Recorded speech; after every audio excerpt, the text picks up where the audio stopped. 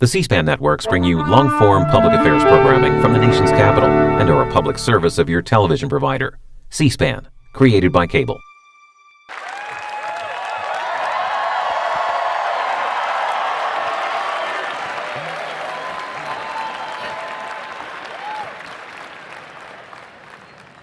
Thank you so much, President Falwell. God bless Liberty University.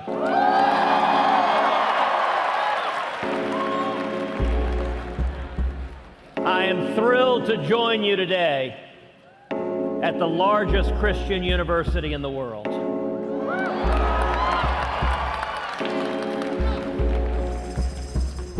Today I want to talk with you about the promise of America. Imagine your parents when they were children. Imagine a little girl growing up in Wilmington, Delaware.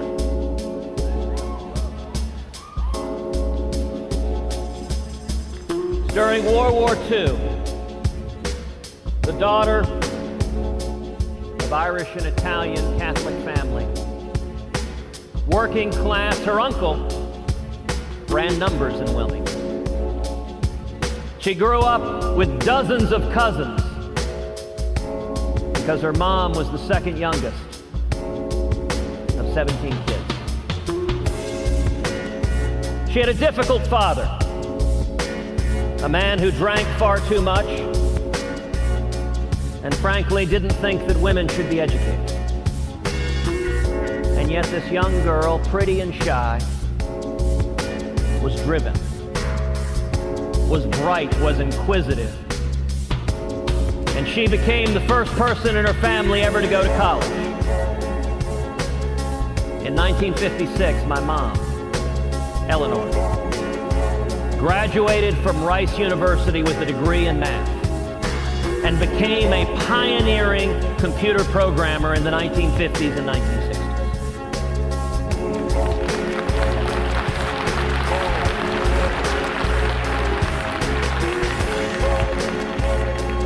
Imagine a teenage boy, not much younger than many of you here today, growing up in Cuba. Jet black hair, skinny as a rail.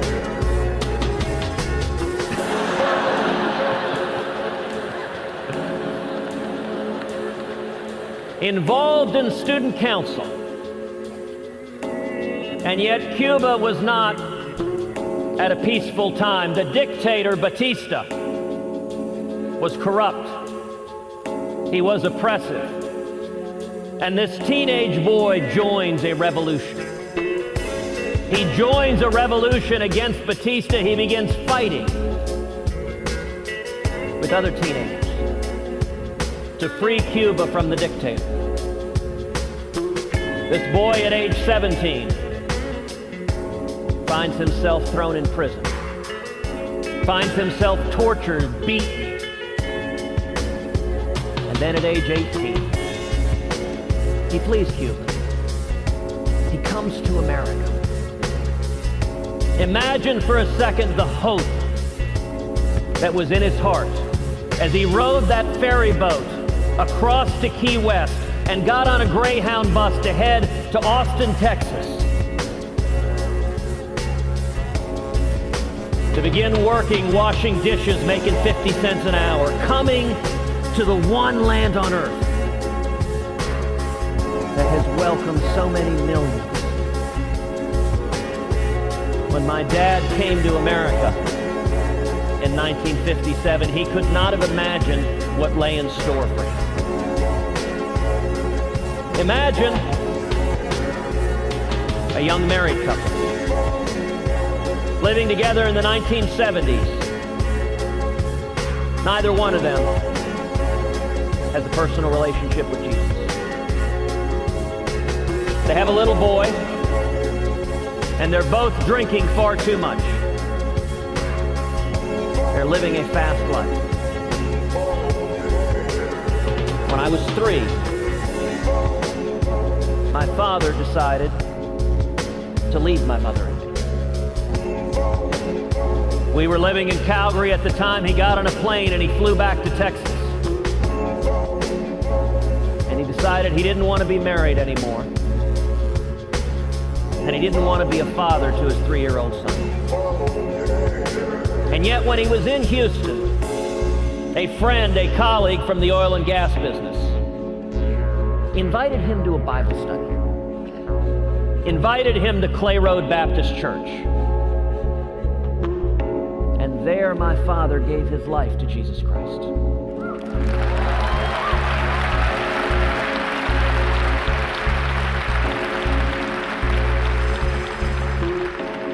And God transformed his heart.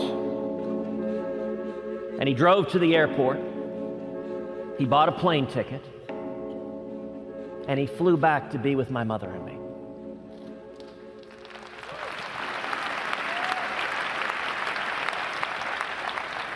There are people who wonder if faith is real. I can tell you, in my family, there's not a second of doubt.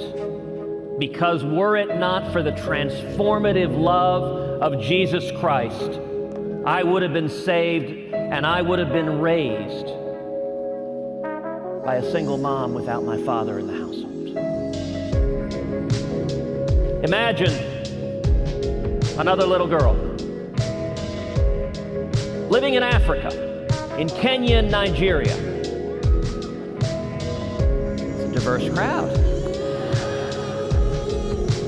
Playing with kids, they spoke Swahili, she spoke English.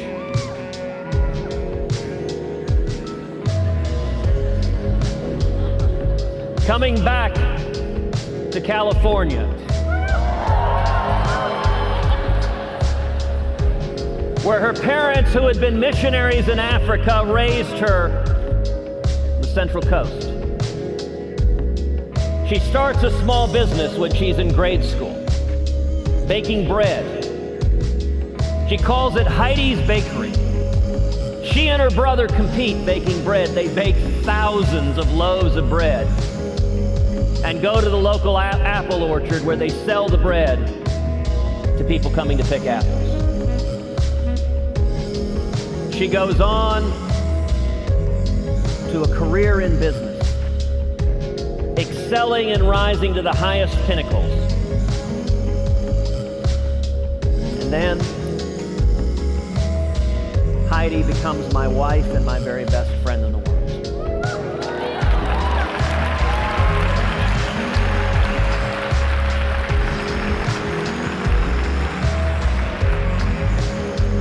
Heidi becomes an incredible mom to our 2 precious little girls, Caroline and Catherine, the joys and loves of our life.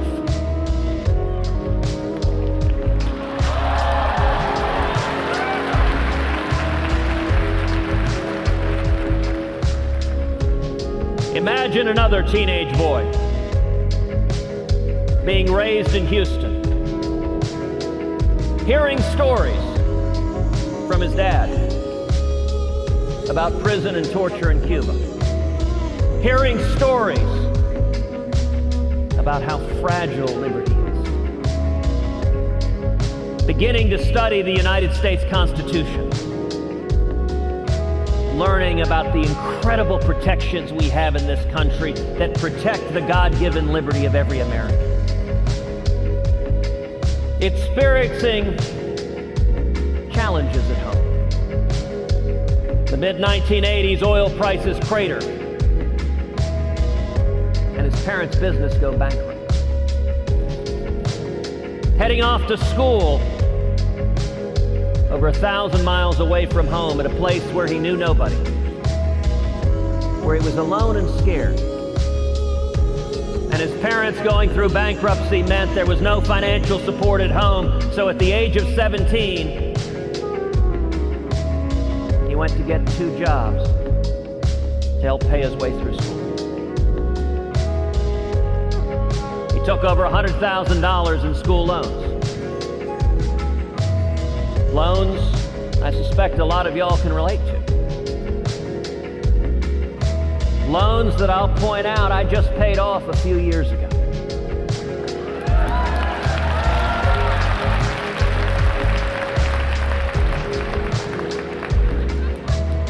These are all of our stories. These are who we are as Americans. And yet, for so many Americans, the promise of America seems more and more distant. What is the promise of America? The idea that, the revolutionary idea that this country was founded upon, which is that our rights, they don't come from man. They come from God Almighty.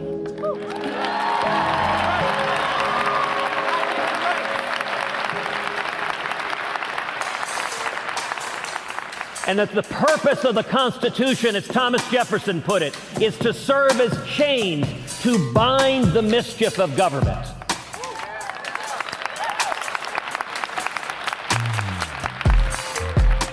The incredible opportunity of the American dream. What has enabled millions of people from all over the world to come to America with nothing and to achieve anything. And then the American exceptionalism that has made this nation a clarion voice for freedom in the world, a shining city on a hill. That's the promise of America. That is what makes this nation an indispensable nation, a unique nation in the history of the world. And yet so many fear that that promise is today unattainable. So many fear it is slipping away from our hands. I want to talk to you this morning about reigniting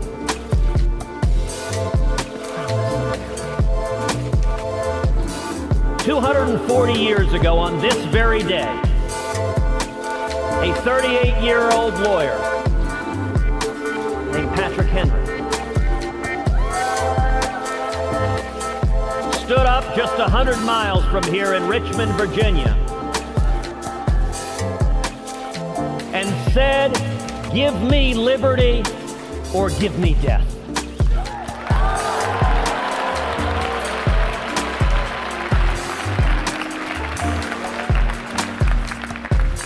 I want to ask each of you to imagine millions of courageous conservatives all across America rising up together to say in unison, "We demand our liberty."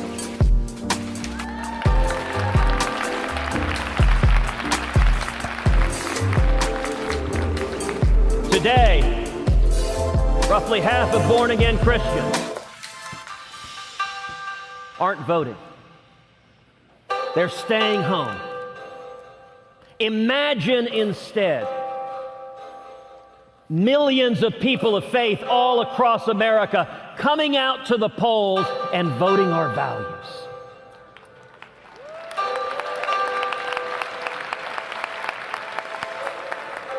Today, millions of young people are scared, worried about the future, worried what the future will hold. Imagine millions of young people coming together and standing together saying, "We will stand for liberty."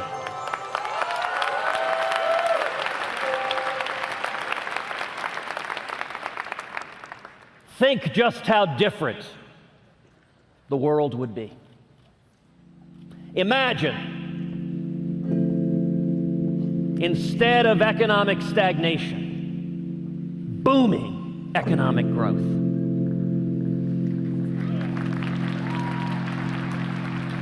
Instead of small businesses going out of business in record numbers, imagine small businesses growing and prospering. Imagine young people coming out of school with 4, 5, 6 job offers.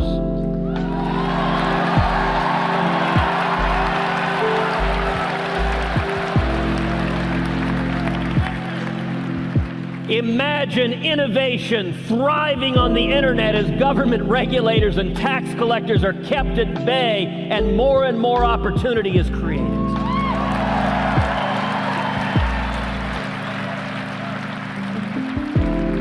Imagine America finally becoming energy self-sufficient as millions and millions of high-paying jobs are created.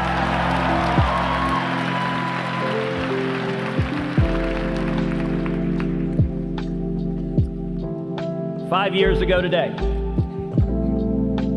the president signed Obamacare into law. Within hours, Liberty University went to court filing a lawsuit to stop that failed law.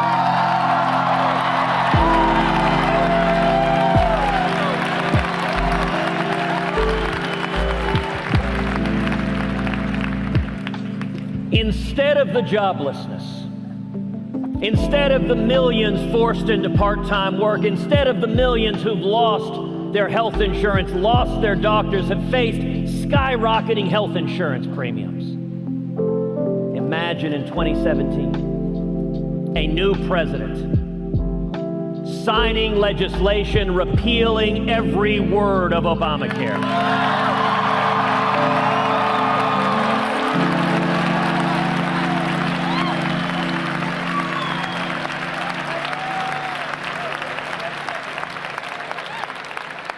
Imagine healthcare reform that keeps government out of the way between you and your doctor and that makes health insurance personal and portable and affordable.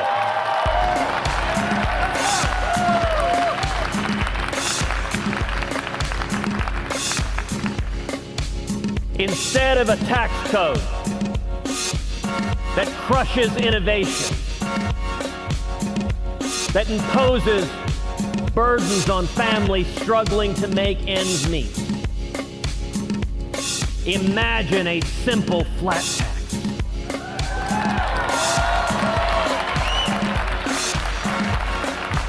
That lets every American fill out his or her taxes on a postcard.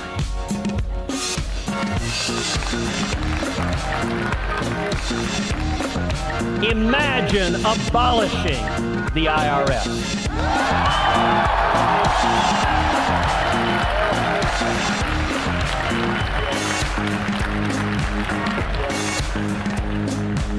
Instead of the lawlessness and the president's unconstitutional executive amnesty, imagine a president that finally secures the borders.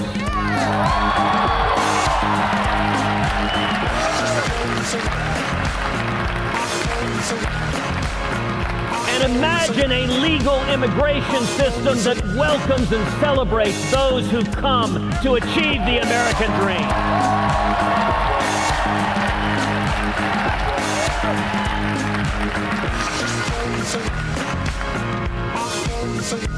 Instead of a federal government that wages an assault on our religious liberty, that goes after Hobby Lobby, that goes after the Little Sisters of the Poor, that goes after Liberty University.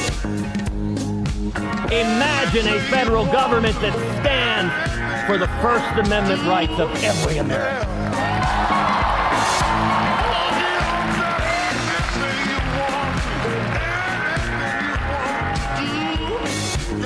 Instead of a federal government that works to undermine our boundaries. Imagine a federal government that works to defend the sanctity of human life.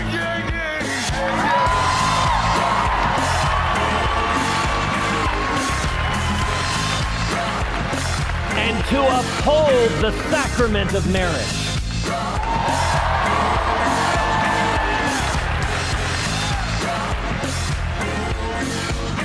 Instead of a government that works to undermine our Second Amendment rights, that seeks to ban our ammunition.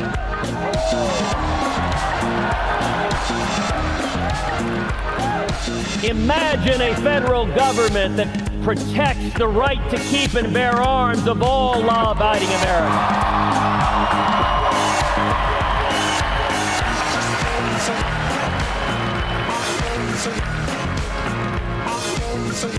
Instead of a government that seizes your email and your cell phone. Imagine a federal government that protected the privacy rights of every American.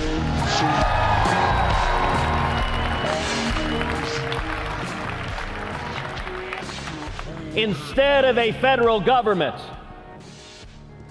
that seeks to dictate school curriculum through Common Core.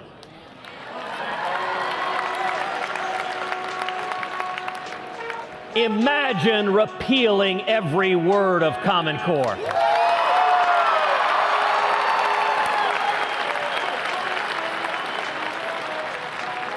Imagine embracing school choice as the civil rights issue of the next generation.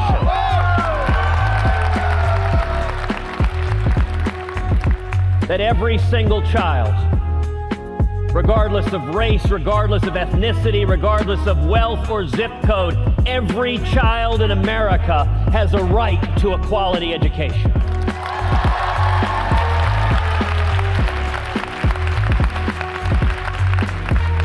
And that's true from all of the above, whether it is at public schools or charter schools or private schools or Christian schools or parochial schools or home schools.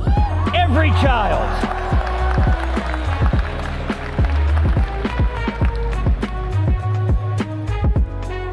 Instead of a president who boycotts Prime Minister Netanyahu, imagine a president who stands unapologetically with the nation of Israel.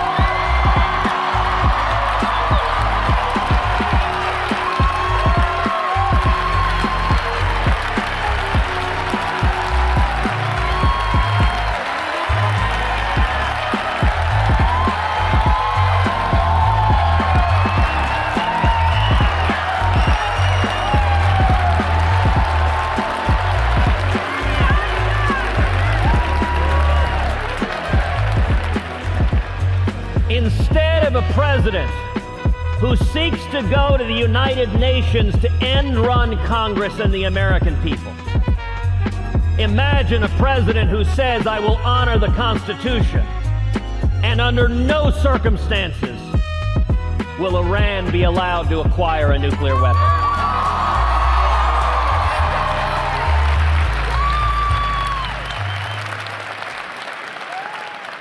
Imagine a president who says we will stand up and defeat radical Islamic terrorism.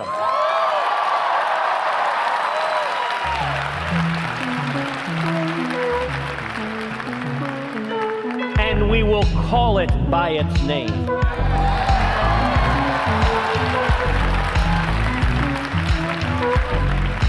We will defend the United States of America.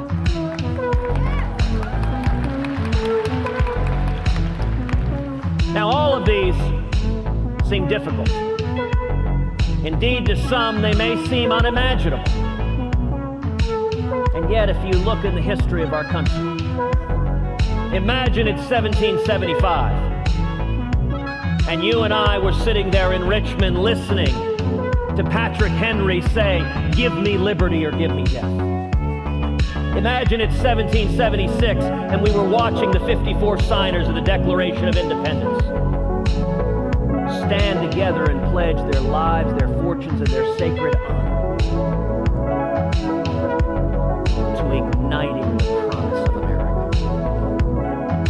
Imagine it was 1777 and we were watching General Washington as he lost battle after battle after battle. In the freezing cold as his soldiers with no shoes were dying, fighting for freedom against the most powerful army in the world. That too seemed unimaginable. Imagine it's 1933. And we were listening to President Franklin Delano Roosevelt tell America at a time of crushing depression, at a time of a gathering storm abroad, that we have nothing to fear but fear itself. Imagine it's 1979, and you and I were listening to Ronald Reagan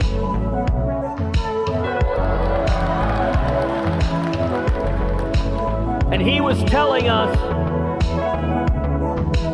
that we would cut the top marginal tax rate from 70% all the way down to 28%. That we would go from crushing stagnation to booming economic growth, to millions being lifted out of poverty and into prosperity and abundance. That the very day he was sworn in, our hostages who were languishing in Iran would be released. And that within a decade, we would win the Cold War and tear the Berlin Wall to the ground. That would have seemed unimaginable. And yet, with the grace of God, that's exactly what happened.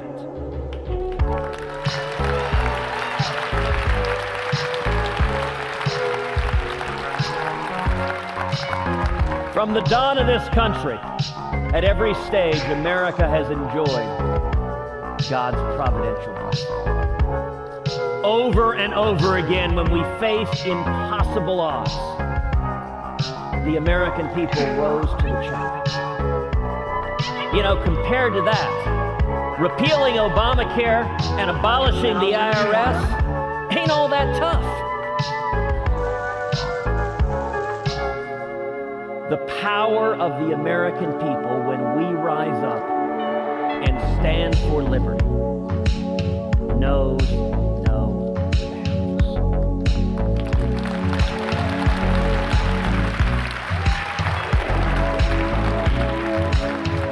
If you're ready to join a grassroots army across this nation, coming together and standing for liberty, I'm going to ask you to break a rule here today and to take out your cell phones and to text the word Constitution to the number 33733. You can also text Imagine. We're versatile. Once again, text Constitution to 33733. God's blessing has been on America from the very beginning of this nation. And I believe God isn't done with America yet.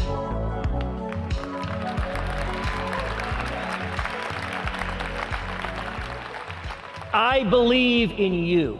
I believe in the power of millions of courageous conservatives rising up to reignite the promise of America. And that is why today I am announcing that I'm running for President of the United States.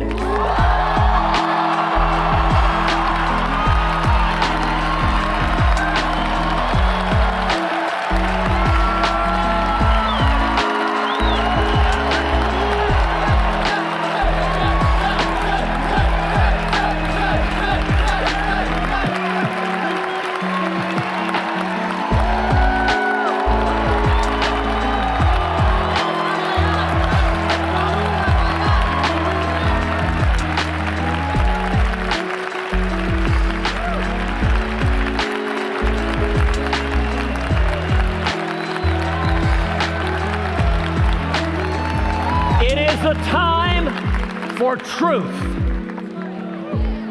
It is a time for liberty. It is a time to reclaim the Constitution of the United States.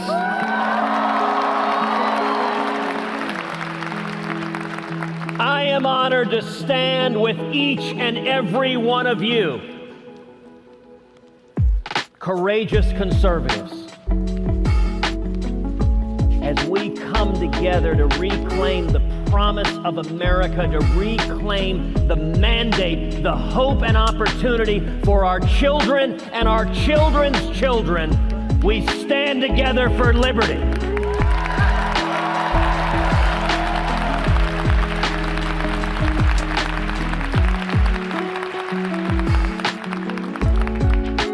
This is our fight. The answer will not come from Washington. It will come only from men and women across this country, from men and women, from people of faith, from lovers of liberty, from people who respect the Constitution. It will only come as it has come at every other time of challenge in this country, when the American people stand together and say, we will get back to the principles that have made this country great. We will get back and restore that shining city on a hill that is the United States of America. Thank you, and God bless you.